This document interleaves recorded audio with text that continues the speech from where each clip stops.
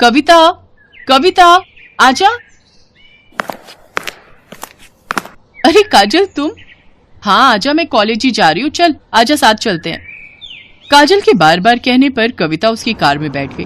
उस महंगी कार को काजल का ड्राइवर चला रहा था और पीछे काजल और कविता बैठी थी। अरे वाह यार काजल, तेरी गाड़ी तो बहुत शानदार है। हाँ मेरे पापा की है, वो आज फैक्ट्री नहीं गए तो उन्होंने ड्राइवर भैया से कहा कि मुझे कॉलेज छोड़ाए। सही है यार, मैं तो इतनी महंगी कार में पहली बार बैठी हूँ। अरे अब तो बैठते ही रहेंगे, अब तुम मेरी दोस्त बनोगी।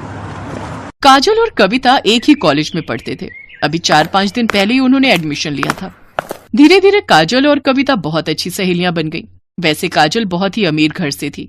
उसके पापा राजीव सिंह कई फैक्ट्रियों के मालिक थे, जबकि कविता बहुत ही साधारण घर से थी। उसके पिता एक छोटे किसान थे, मगर फिर भी उन्होंने पाई पाई जोड़कर कविता का एडमिशन शहर के सबसे अच्छे कॉलेज में कराया था। काजल की अच्छी बात यह थी कि उसे अपनी अमीरी पर घमंड बिल्कुल नहीं था। फिर एक दिन, कविता जरा सुनना। हाँ क्या हुआ, बता। देखना ये घड़ी कैसी लग रही है। अरे वाह, ये तो बहुत प्यारी है। ये मैंने तेरे लिए ली है, जरा पहनकर दिखा। नहीं यार, मैं कैसे इतनी महंगी घड़ी। चुप कर और चुपचाप पहन ले, और ज्यादा मत सोच। जब तेरा मन करे तो मुझे भी दे देना कुछ। पर मेरे पास तुझे देने के लिए कुछ भी नहीं है। चल बहानेबाज, अभी मत दे पर कभी तो दे देना। अच्छा ठीक है।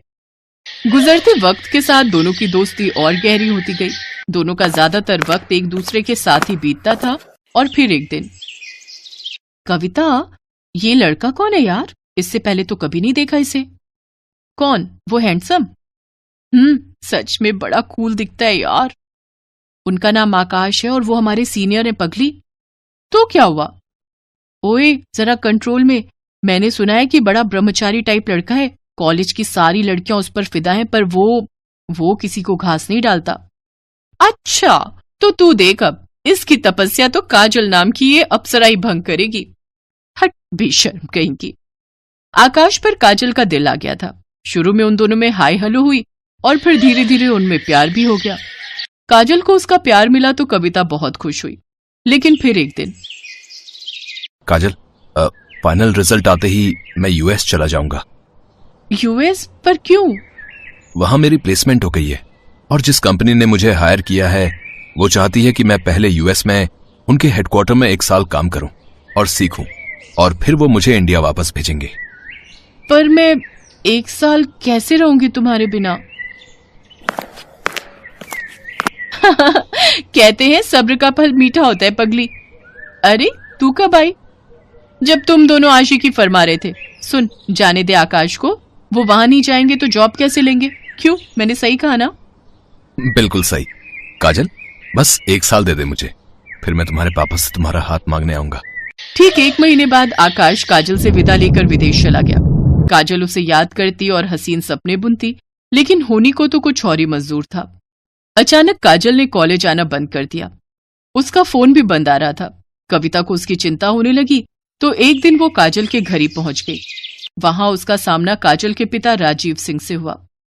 कौन हो तुम और क्या चाहिए? जी मैं वो काजल की दोस्त हूँ। उसे कुछ नोट्स देने आई थी। नोट्स?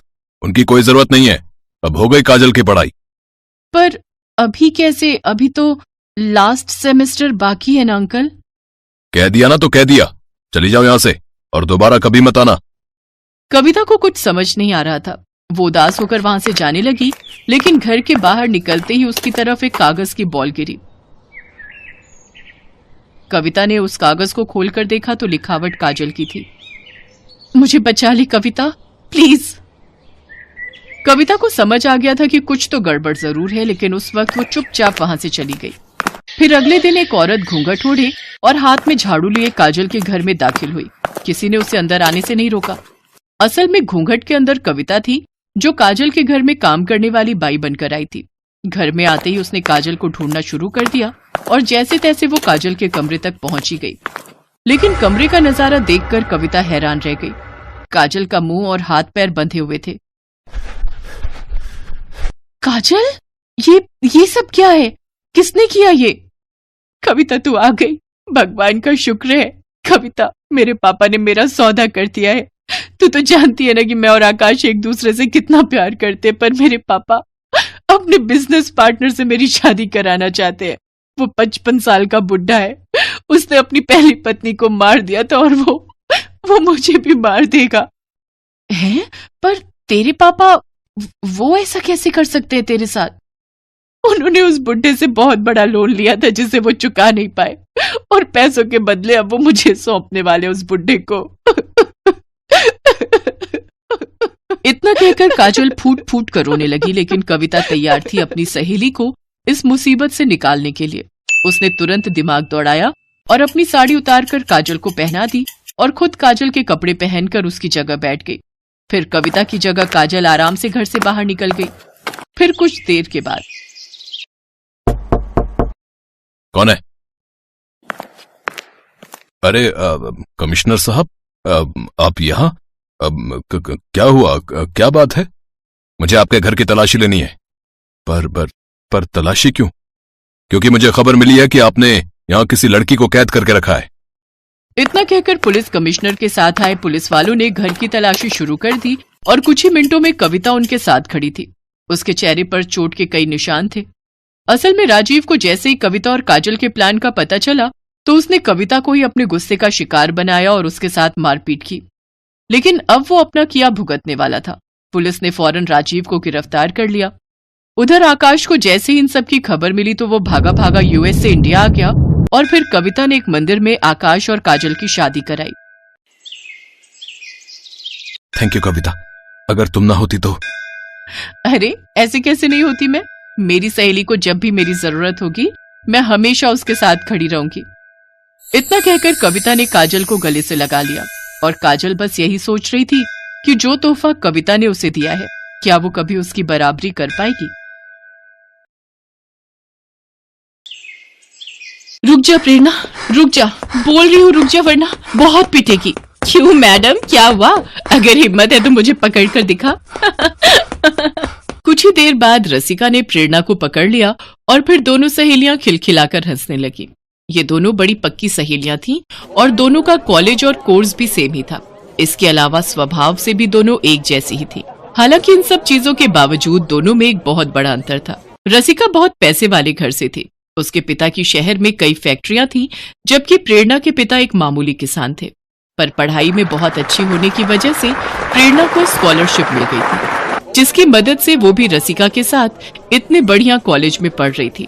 फिर एक दिन कॉलेज में, क्या हुआ मैडम, किस सोच में डूबी हैं? अरे तू आ गई पर इतनी लेट, कहाँ बिजी थी? अरे वो मैं बाबा के साथ खेत में काम करवा रही थी तो बस उसी में थोड़ा लेट हो गया। अच्छा चल फिर कोई बात नहीं, कुछ जरूरी बताना है तुझे। हाँ तो बता ना। यार वो लोग कल घर आए थे। कौन? अरे वही लड़के वाले जिनके बारे में मैंने तुझे पिछले हफ्ते बताया था। अरे वाह, तो जल्दी बताना, लड़का कौन है, कैसा दिखता है, क्या करता है? डॉक्टर है, वो 2 भाई हैं, दोनों ही डॉक्टर हैं। अब बड़े भाई का रिश्ता आया है मेरे लिए। तुझे कैसे लगे डॉक्टर साहब? प्रेरणा की बात सुनकर रसिका मुस्कुरा दी और रसिका की इस मुस्कान को देखकर प्रेरणा फौरन समझ गई कि उसे आकाश पसंद है। रसिका ने प्रेरणा को आकाश की फोटो दिखाई, जिसे देखकर प्रेरणा ने कहा, अरे वाह यार, सच में जीजू तो बड़े स्मार्ट हैं और ये शायद इनके छोटे भाई होंगे, है ना? हाँ, विकास नाम है इनका। बढ़िया है। अब सच यार मैं तेरे लिए बहुत खुश हूँ। बस अपने ससुराल जाकर मुझे भूल मत जाना। तू पागल है क्या? तू कोई भूलने वाली चीज है क्या मेरी जान? प्रेरणा और रसिका दोनों ही बहुत खुश थे। सब कुछ बढ़िया चल रहा था, लेकिन फिर एक दिन अचानक प्रेरणा के पिता के खेत के बगल से बह रही नहर में बाढ़ आ गई और सारा पानी खेत में आ गया। कटने को तैयार खड़ी फसल पूरी की पूरी चौपट हो गई। ये मंजर देखकर प्रेरणा के पिता को हार्ट अटैक आ गया और उनकी मौत हो गई। प्रेरणा के पिता के जाने का दुख उसकी माँ भी बर्दाश्त नहीं कर पाई और वो भी कुछ ही हफ्तों बाद चल बसी। प्रेरणा बिल्कुल अकेली रह गई थी। अपना कहने को बस उसके पास उसकी दोस्त रसिका ही थी। रो मत प्रेरणा, मैं हूं न तेरे साथ। खुद को कभी अकेला मत समझना, समझी ना? सब खत्म हो गया बहन, कुछ नहीं बचा मेरे पास। ऐसा मत बोल, जो मेरा है वो तेरा भी है। तू मेरी सहेली से बढ़कर बहन है। चल अब से तू मेरे साथ मेरे घर पर रहेगी। नहीं बहन, मैं तेरे परिवार पर बोझ नहीं बन सकती। तू मेरी चिंता मत कर, मैं कैसे भी रह लूंगी। बस जब भी मुमकिन हो मुझसे मिलती रहना बहन। रसिका जानती थी कि स्वभाव से खुददार प्रेरणा कभी उसके घर आकर नहीं रहेगी और ना ही उससे कोई मदद लेगी, लेकिन उसे भी हर हाल में प्रेरणा की मदद करनी ही थी। तो जब उसे कुछ नहीं सूझा तो उसने इस बारे में अपने होने वाले पति आकाश से बात की। वैसे तुम्हारी इस प्रॉब्लम का एक सोल्यूशन है मेरे पास। हाँ तो जल्दी बताओ ना। तुमने बताया कि तुम्हारी सहेली बहुत खुददार है, मतलब किसी का एहसान नहीं लेगी। पर नौकरी तो कर सकती है ना? क्या मतलब? तुम्हारे पापा की इतनी सारी फैक्ट्रीज हैं, तो उन्हें मैनेज करने के लिए मैनेजर्स तो चाहिए होते होंगे ना?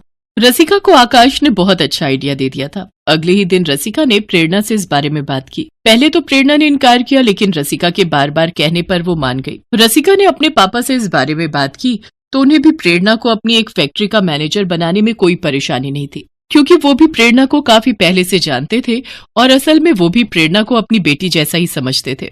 तो इस तरह प्रेरणा अब रसिका के पापा की फैक्ट्री में मैनेजर बन गई। कुछ ही दिनों बाद कॉलेज का रिजल्ट भी आ गया और प्रेरणा ने पूरे कॉलेज में टॉप किया। इसके साथ ही प्रेरणा अपनी नौकरी भी पूरी ईमानदारी और मेहनत से कर रही थी।